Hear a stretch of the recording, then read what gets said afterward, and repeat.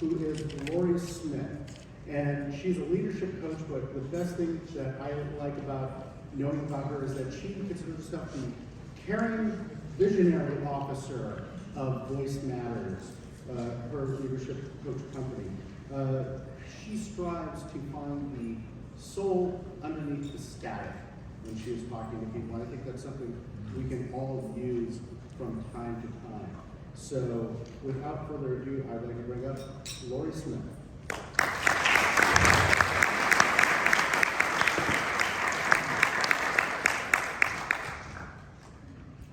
Thank you so much for that warm welcome. Good morning, everyone. Good morning. Good morning.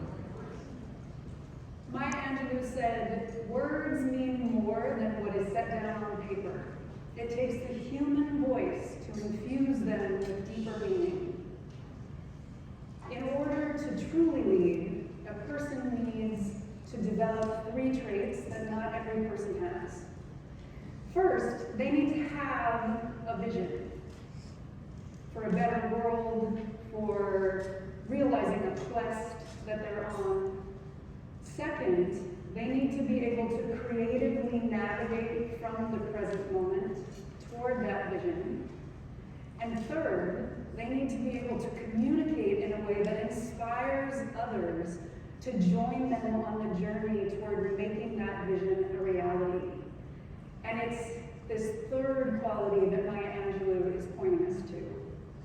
And I'd like to ask you all to interact with me a little bit and to make an om sound together as a group, like people do in yoga classes. So I'm going to say 1, 2, 3. On the count of 3, we're all going to inhale, and we're going to make an om sound together. And you're going to feel how this first one feels. 1, 2, 3.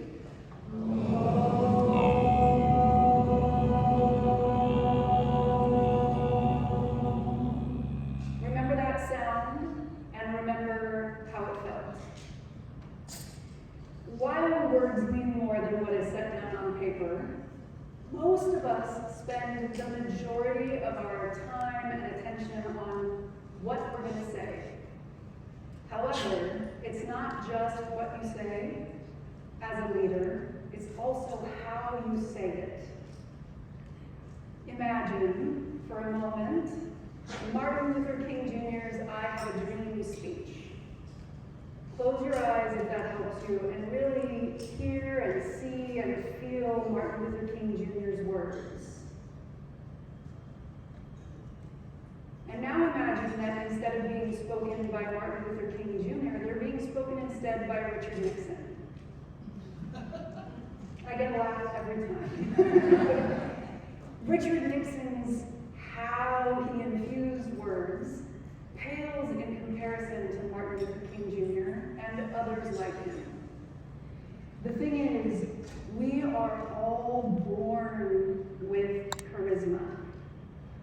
And then the world teaches us to cover up our innate charisma.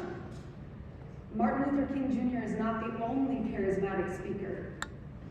He unleashed his. Richard Nixon did not. We were all trained by the world to show up like this version of ourselves,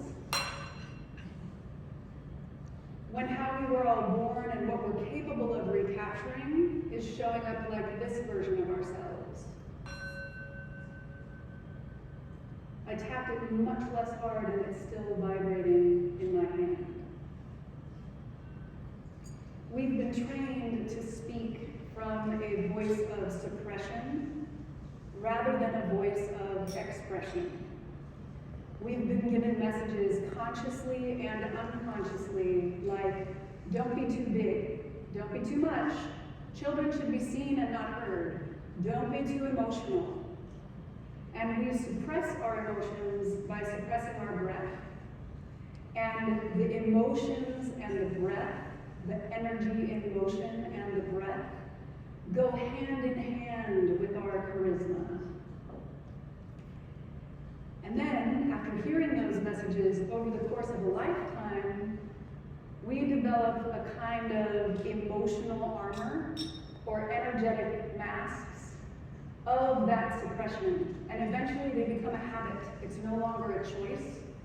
We want to unleash our presence, but unless we undo some of that training that society is giving us to get back to this, we're stuck in that emotional armor. That is on a day-to-day basis. Then if you add the high-pressure situation, possibly teetering on fight, flight, or freeze of speaking in public, we might shut down even more in the face of that high-stakes situation. And today we're going to talk about how to undo that and recapture our innate charisma. And before I get too far down that road, I'm going to share a little bit about my journey and why I'm so passionate about this.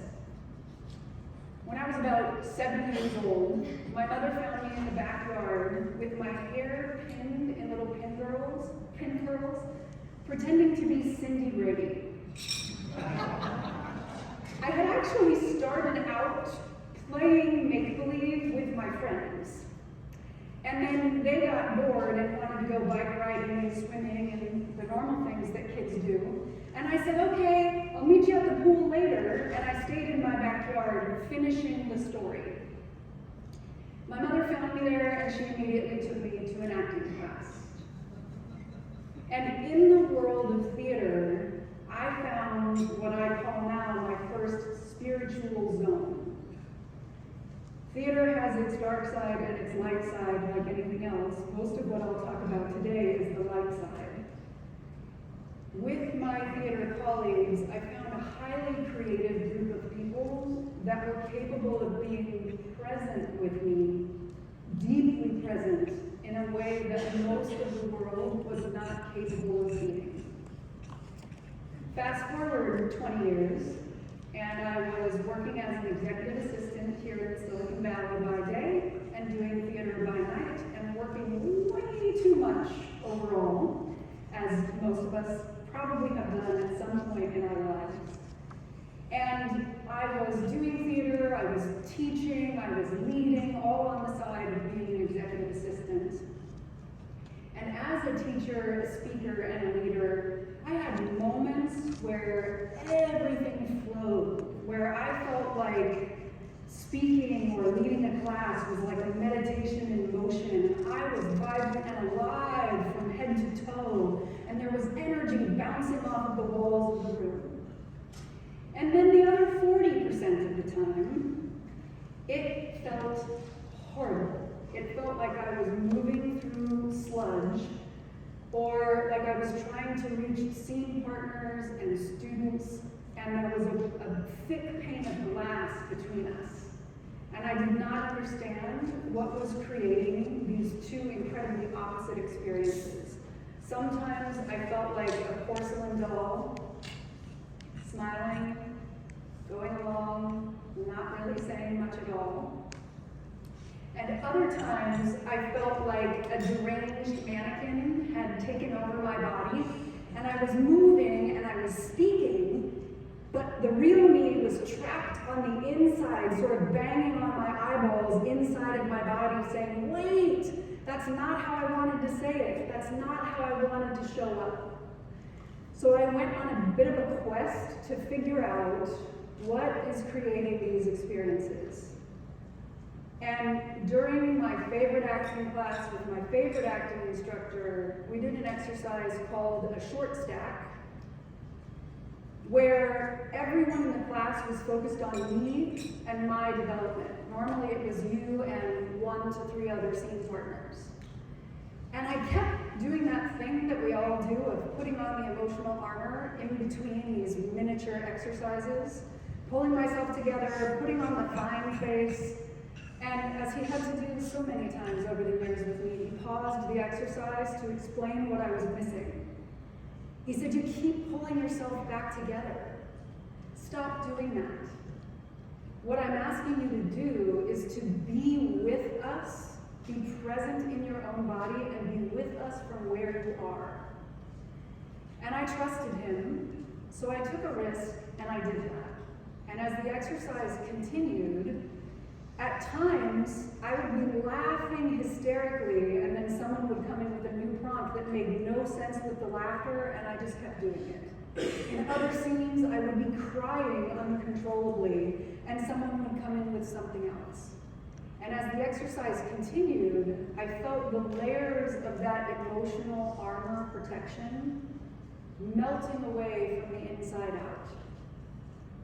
And when we were done, I looked out at my classmates and I felt like I could see and feel what kind of day every single one of them had had. And I had never had a moment of oneness like that that had lasted beyond the acting. And I now know that that ability to deeply connect with the people that we're leading is part of what has the words come to life in a different way. And the people feel like they're being seen and heard and understood, even when we're the ones speaking. And now that moment was so profound, that is what I do with my time. I help other people come alive from head to toe so that they can create the change that they wish to make in the world. I'd love to say that that's my hair before COVID. Now I want to ask you to close your eyes and imagine again. And this time you are going to imagine yourself in 3 different circumstances. And if you really hate closing your eyes, just kind of look down at the floor so that you're not being visually stimulated by me. Take a moment to feel your breath in your body. Take a moment to feel your seat in your chair. Take a moment to hear the sounds floating into this room from outside. And now imagine that you have been selected to give a TED Talk. And you hear your name called and you walk out onto the stage, the lights are in your eyes, and you step onto that red carpet. As you are imagining this, also imagine what thoughts, feelings, sensations are happening during this experience. Take it all in.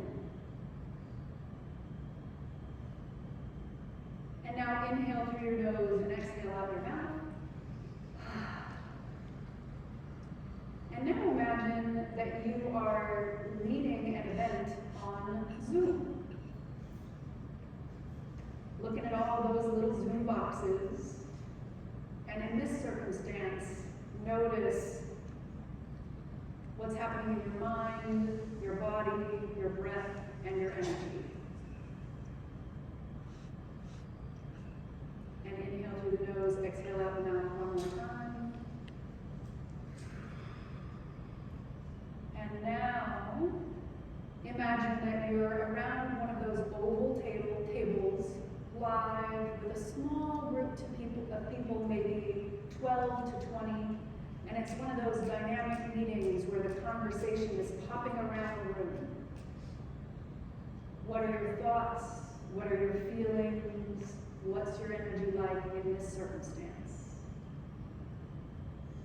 And now go ahead and inhale through the nose, exhale out the mouth, and open up your eyes, and come back to this room. Take a moment and perhaps jot down or mark for yourself what were the thoughts, emotions, and energetic sensation that you experienced as you were imagining those 3 scenarios. For many, many people, they experience things like their mind racing, wondering, what am I going to say? Sometimes people feel an increased heartbeat. Some of us get sweat running down our backs, or tremors in our legs or in our voice. I've been doing this for a very long time. Most people are convinced that they're the only one whose back is sweating, or the only one that feels a tremor in their legs. Almost everyone feels something, unless they've fought it so much that they are completely numb from head to toe. A complete that. Along my quest to figure out what was creating these two radically different experiences, I discovered that presence begins where primal, all that sensation and stuff happening in the body, and purpose, that vision, or what's important about that vision, where they meet. The thing that throws us off is when we feel all of that sensation, our inner critic, which I call the soul suckers, because they suck the soul right out of our voices and make us show up like the deranged mannequin or the porcelain doll. They are not comfortable, the soul suckers are not comfortable with that sensation. So they react like the droid in Lost in Space from many, many years ago. Danger, Will Robinson, danger! And that part of us tries to shut it all down. So our presence leaves. There is a way when we learn to be comfortable with all that sensation and even the sensation coming at us from a crowd, to harness all of that sensation and turn it into our own charisma.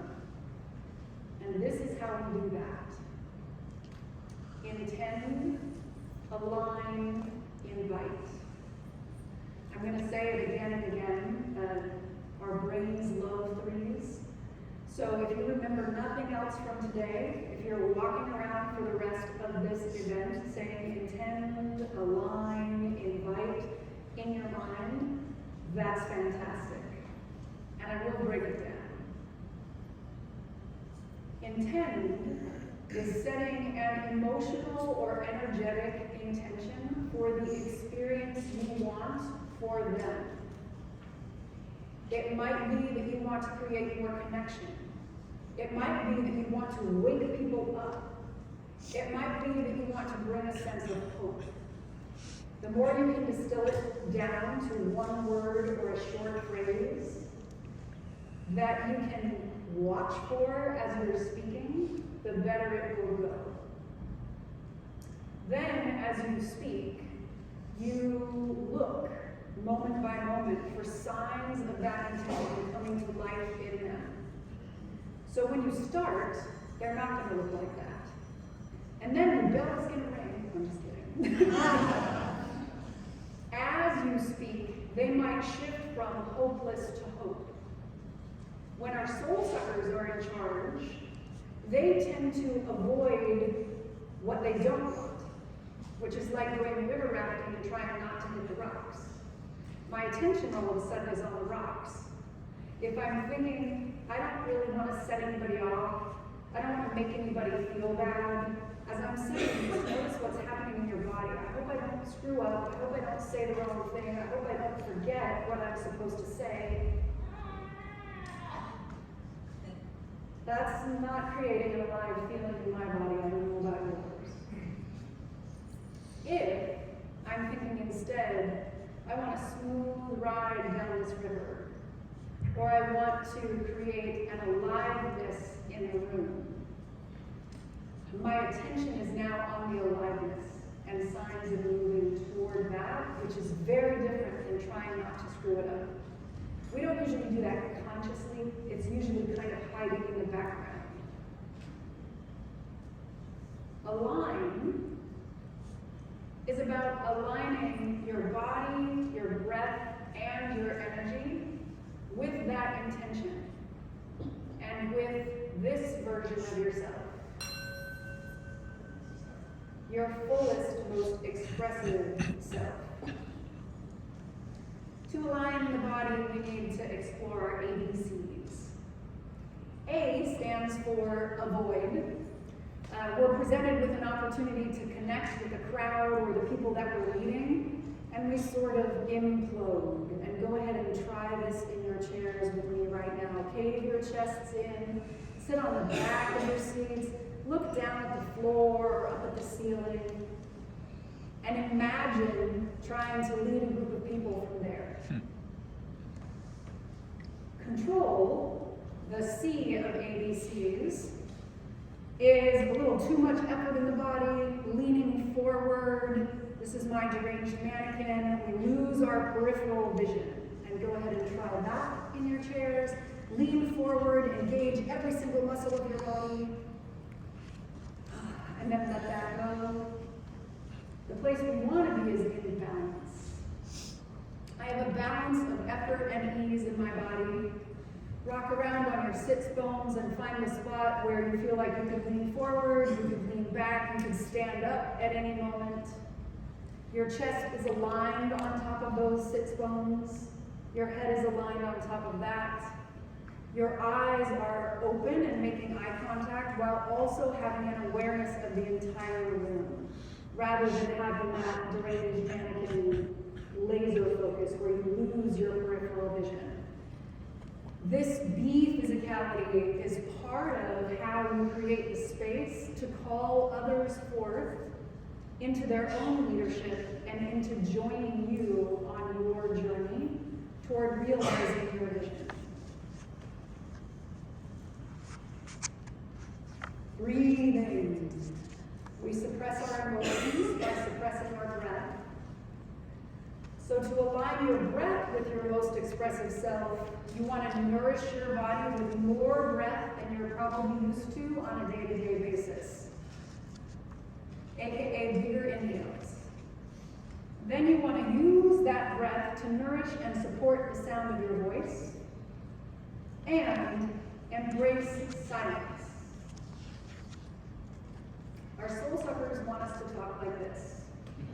The message, silence, they say, is the voice of duplicity, but silence is impossible. Silence screams. Silence is a message, just as doing nothing is an act. Let who you are ring out and resonate in every word and every deed. The problem with that is that the people cannot emotionally digest what you're saying. When we embrace silence, it also happens to be a convenient place to pull that breath back into the body. In visual arts, the white space reveals the image. In music, the space is as important as the notes. And in speaking, the silences and the words dance together to create the meaning. In those pauses, people intellectually and emotionally process what you're saying. Aligning our energy means hugging the room with our energetic arms. When we're not doing that, we sort of pull our energy in and make ourselves really small. If I was in a cafe just talking to one person, I would probably do this intuitively, where I've made my body language, my volume, and my energy so small that I'm having a private one-on-one conversation. That's great, and even with a microphone, it probably became harder for you to hear me when I did that. I excluded the rest of you rather than including the rest of you. This one, oddly enough, is actually particularly important on Zoom. When we're on Zoom, I'm back here behind my computer, let's say I'm looking at a face on Zoom, and that face is about 1.5 feet away from me. So I'm having a conversation with this two-dimensional face on Zoom, and my energy is only going 1.5 feet away from my body. The problem with that is that that person is also 1.5 feet or more away from their computer. And when I'm looking at one face, whether it's a Zoom box or a live box, if I'm only sending my volume, my body language, and my energy to that one person, it just invites everybody else to start thinking about all the other stuff they need to do. Like, I need to go get my laundry right now if you're on Zoom. Energizing the space means that we decide to include everyone, even in the back row, rather than subconsciously hiding from them.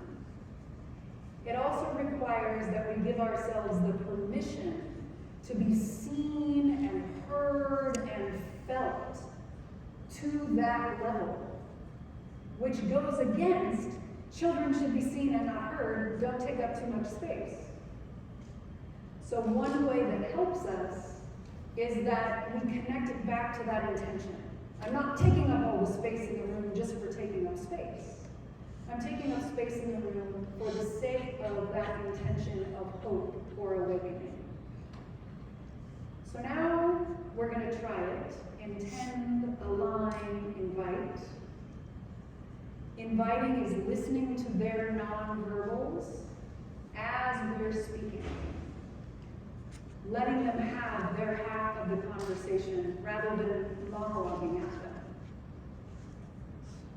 I want you to close your eyes again. And now pick the situation, the TED Talk, the Zoom presentation, or the dynamic meeting that was the most challenging for you. And now imagine that this time you have set an intention for the energy you want to create in the room. You're nourishing your body with more breath.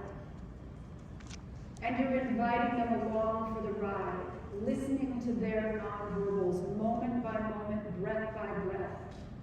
And you're seeing signs of that intention coming to life in them as you speak. Now notice your body language, your breath, your impact, and the energy. And how is that different from the first time? And go ahead and open your eyes one more time. Let's do an Om together.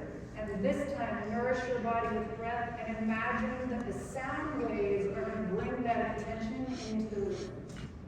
1, 2, 3.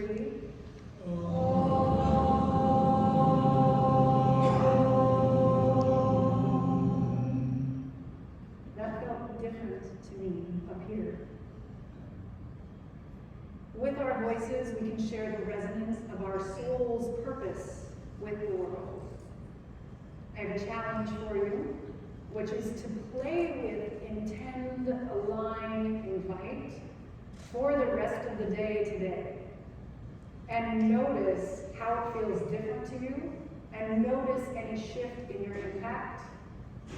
And then if you feel so moved, you can go ahead and email me and share how it was different. Are there any questions with the few minutes we have left?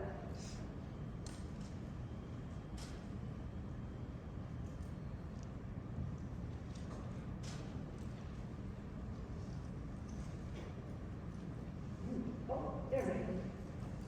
So, Joy Post from Nashville, Tennessee. So, I've heard different things that Joy Post, Nashville, Tennessee. I've heard different things that on Zoom, you shouldn't use your hands that much because it's distracting. And some people then say, no, you need to use them because it's more engaging. You know, how do you become fully present with your body on Zoom, but not distracted? How much you use your hands, I'm a big hand talker in case you haven't noticed. That's what I would call outside-in feedback. My approach would be for you to focus more on the impact that you want to have. If you're focused on that impact, your body will line up more with the impact that you want to have. And yes, if I'm on Zoom and I'm doing a lot of gestures right in front of the screen, I'm going to notice that it looks like I'm losing people because my hands almost become like static, muddying my message. And I'll probably intuitively sort of tone them down, put one in my lap, use another one, and have gestures that are kind of on the sides of the camera, rather than like this on Zoom. Yeah. Back. Lauri, thank you. I'm John H. from Atlanta. In the course of our work with clubs, we have a lot of speakers, and many of them may adopt some of the principles you talked about. How do we gauge that? How do we communicate that information back to the speakers, sort of giving them an assessment, performance review to allow them to improve themselves? And that's particularly important for those of us that may be on stage frequently and maybe engage in the same kind of mistakes and problems that aren't getting the feedback from members of the audience. If I'm understanding understanding the question correctly, how do you give feedback to a speaker as a club president? Yes. Great question. I would love it. My dream would be if you could frame it in terms of intending, aligning, inviting. So did that speaker seem to have an intention, a place that they were taking you? Was their body, their breath, and energy aligned for fullest expression? Were they taking pauses to allow the audience to come along for the ride? And then were they inviting them? Were they actually responsive to the nonverbal expressions and the body language coming at them? That's my highest dream. And if you came up with some kind of a form so that you're sort of framing it that way all the time and getting people used to that, hopefully that's helpful. I'm reading the body language in the room now, and it's time to wrap it up. Thank you so much.